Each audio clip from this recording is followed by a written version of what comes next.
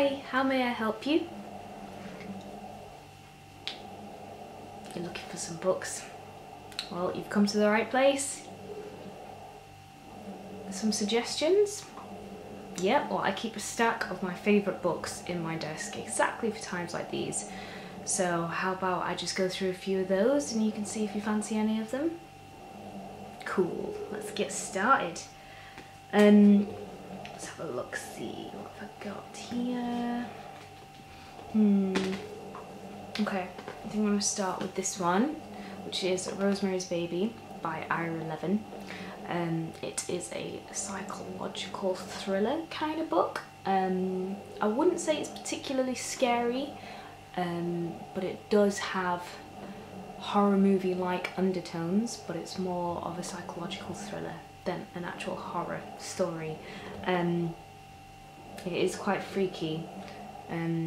It goes with the whole very slow-moving plot, mysterious things gradually unfold. So if you're into kind of like a slow unfolding story, it would be a good one for that. It's also set in the 60s, so it has that whole 60s vibe about it. And if you like the book, there's also a film which you could watch with Mia Farrow in it, directed by Roman Polanski, which is also very good. We also have a copy of Rosemary's Baby in its second ever print edition. So the first edition came out in, just double check that, in 1967, and then the film was made, and then in 1968 there was a second printing. So this is the first printing post film. It's in very good condition. We like to keep it that way, hint. And it's got images from film on it and this cool animation up here. This has kind of become the kind of symbol image of Rosemary's Baby. And it's got that old book smell. You know that smell. Yeah. And if you do go for that, we've also got a lovely hardback edition of the sequel to Rosemary's Baby, which is The Son of Rosemary. It was actually written in 1996, I believe. No, 1999. And it's in real time. So the first Rosemary's Baby is set in 1965, and then this one's set in 1999, and the story follows the big age jump, and it's really good. Very different to the first, but you know, equally as powerful. It's in this nice hardback edition with this kind of abstract New York City skyline at the bottom.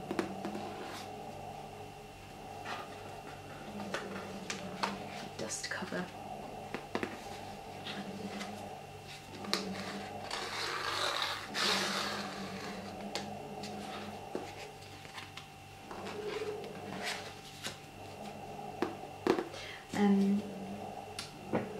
The next one I've got is actually really different to that. It's more of a heartwarming story. Has its ups and downs, you know, but it's more of an emotional journey rather than a scary, thrilling one. And this is The Unlikely Pilgrimage of Harold Fry by Rachel Joyce. This is quite a new book, I think. But it's about a man called Harold Fry who goes to post a letter one morning and then decides to go on a journey and walks for a long time. And you'll find out why he walks and everything. That's all explained. I don't want to give too much away. But it's very sweet. It's very touching. Without being sappy. It's not contrived at all, and it's not like a romantic tale or anything like that. It's like genuinely very heartwarming.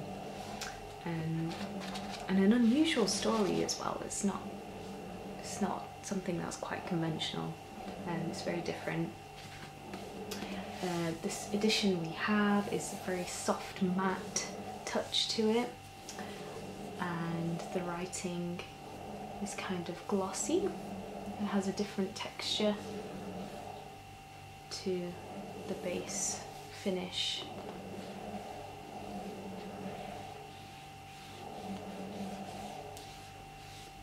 But yeah, this could be a good holiday read because it's very easy to read.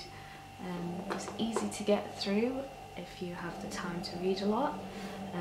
It's not very hard going on the mind when you're reading it. It's manageable and easy. The next couple of books are a very different genre again. Actually both also now films. I'll start with the first one. This is The Dreamers by Gilbert Adair. This is the edition post-film. It has a still from the film here, which stars Eva Green and Michael Pitt, who are both brilliant in it. This is the second edition of the book, as there's actually two versions of this novel. There's the first one, which is pre-movie, and then there's the second one where Gilbert Adair amended the novel to kind of fit and slot in better with the movie, which is a very interesting, controversial thing. Not many authors would do something like that, but it's cool because you end up with three different interpretations of the same story, essentially. This is set in Paris in the 1960s and definitely emulates the 60s freedom of experimentation, love and sexuality. It's not your conventional story at all. It's got a lot of twists and turns, lots of good news, lots of bad news, lots of intriguing, weird news that you don't quite know how to take. But yeah, it's a page turner. It is definitely a page turner, and the film's also very good. It's almost like a world unknown to probably the majority of society. So it's quite nice to get a voyeuristic look into that world. The next one is, as I said, also a film, and it is The Rules of Attraction by Bret Easton Ellis. This is a very, very, very good book, and very unconventional too. The story follows university or American college students, college universities, you know. It follows them through their life at college / university. Bret Easton Ellis is a very, very good writer. He particularly writes this age group, this era, early 20s, late teens, very well. Some of his other novels also display that. He's very comfortable with this kind of era of life, and he writes it very well and in a really interesting way. As a British person reading this book, there's a lot of things that are very different to British university experience, and that's very interesting to read about. And it's kind of, the structure of it is very unusual. I'll give you an example. So you can see here, it's not separated by chapters, it's separated by the inner monologues of the three main characters. So it flits between three main characters, and there's an extra one or two that are thrown in as kind of supporting characters. And it's actually written as if it's them thinking. It's their thoughts and their retelling of, you know, anecdotes and their lives. And it's kind of like a play almost, in the sense that each chapter is another role's lines, another character's lines, so it kind of reads like a play, but it's really nice. When you read it, as you get familiar with the different characters, there'll be some that are your favourite and some you don't like as much as your favourite, and you'll be like, oh yeah, it's Paul's chapter. And it's really nice. It really sucks you in, actually, that structure. However, if you don't really like it when the structure of novels are mishmashed, then it might be quite hard to kind of relate to and get absorbed by. It's kind of like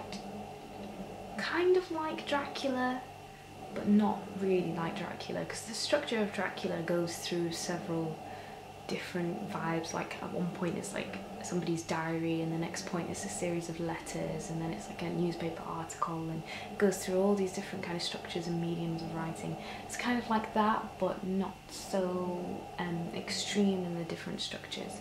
You'll see that each character definitely has their own voice, so when you're on their chapter, it's particularly different to the others because it's very iconically somebody else's voice, but it's not in a extreme way like Dracula.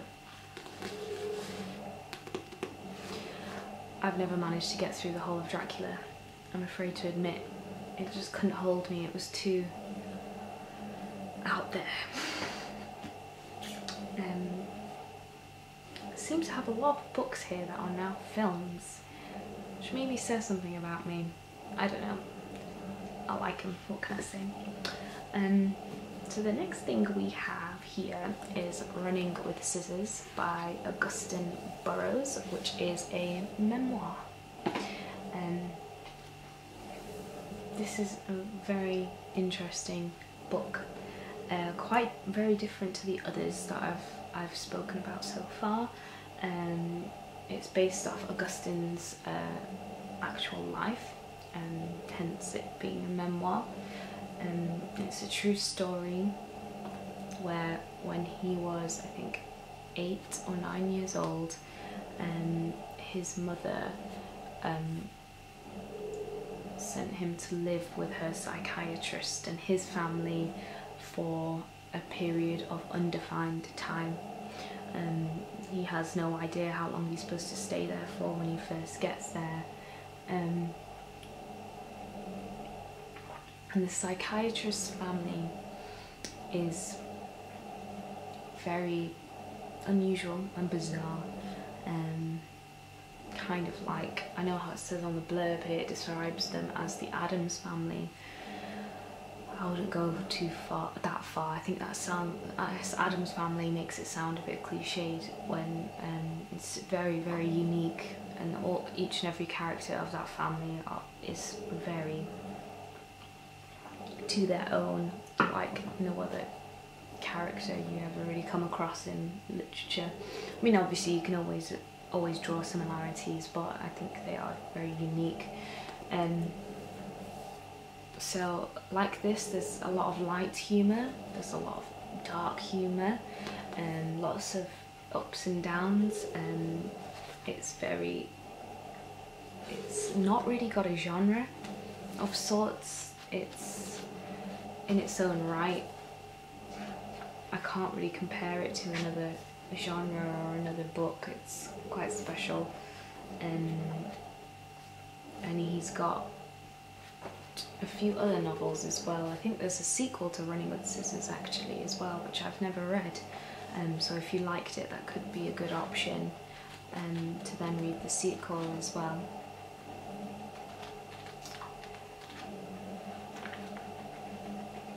It's set in the set in the 70s. So lots of nice mustards, mustard colours and browns and shag carpeting, and yeah, very 70s. I like that. I like that about it. The film's also good, but just the debate of what's better, the film or the book, and you can never really say. I mean, with this book in particular, I saw the film first and then read it, but when I first saw it, a friend of mine who was watching it with me, she'd read the book first, so she was like, oh no, what, they've done that, and she was really feeling, you know, the aspect of how much they've changed of the book, and it's inevitable, it always happens to a certain degree, but I like the film and I've also liked the book, and there's some aspects in the book where I just think, you know, that would have been such a great scene if they put it in the film. Like, it's a bit silly that they didn't use it almost, but it's hard to put everything in it, of course. Yeah, very interesting. I just got a couple more that are on slightly different styles as well. I thought maybe I'd show you some poetry. I'm not sure if that's something that you'd be interested in, maybe. This is a collection of poems by Charles Bukowski, or is it pronounced Bukowski? I never know. But anyways, he's an American poet. He's quite something about the man that scares me a little bit, but that's okay. I'm fine with that. And it's a collection of his poetry from which years? I'll tell you which years.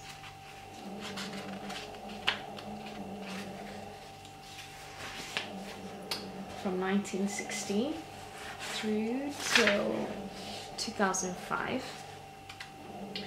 And it's a very good collection of poems that they've chosen here, because it reads like a story almost. Like, you can sit down and just and read it like it's a novel almost, you know. It flows, there's a smoothness, and it doesn't feel like you're reading one poem after the other, after the other, after the other. It's very collected, and I like that about it, because it makes it very easy to read. Sometimes poetry can be quite a hard thing to read, whereas Charles's never is. It's very raw. His work, it's very realistic to how he's feeling at that time, or what he's thinking at that time. The language is easy to follow. It's not overly complicated. It's not particularly flowery poetry. You know what I mean by flowery poetry, when it's almost like it's trying too hard. There's too many flowery words. I can't think of another way to describe that, sorry. But yeah, it's not like that at all. It's raw. Lots of drinking, lots of sex, lots of grim real life situations going on here. So yeah, if you fancy a bit of poetry, I recommend Charles Bukowski. There's quite a few different collections of his that we have in, as well as some of his other writings. We have his first novel, which was called The Post Office, which follows the story of a man who works for the post office, which is also interesting. I'm not sure, his novels are very different to his poetry, you know, as you can imagine. And we have some other collections as well, collected works of his, as well as a lot of other poets if you fancy poetry but you don't want to try Charles Bukowski. Got lots of others, got Allen Ginsberg, Keats, William Blake, etc.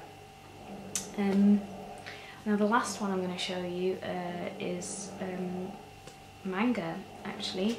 I'm not sure if manga is something you're interested in, or something you've read before. Yeah, well, I keep this in my pile because I'm quite new to manga myself, but my boyfriend's a fan, and some of my friends as well are really into it.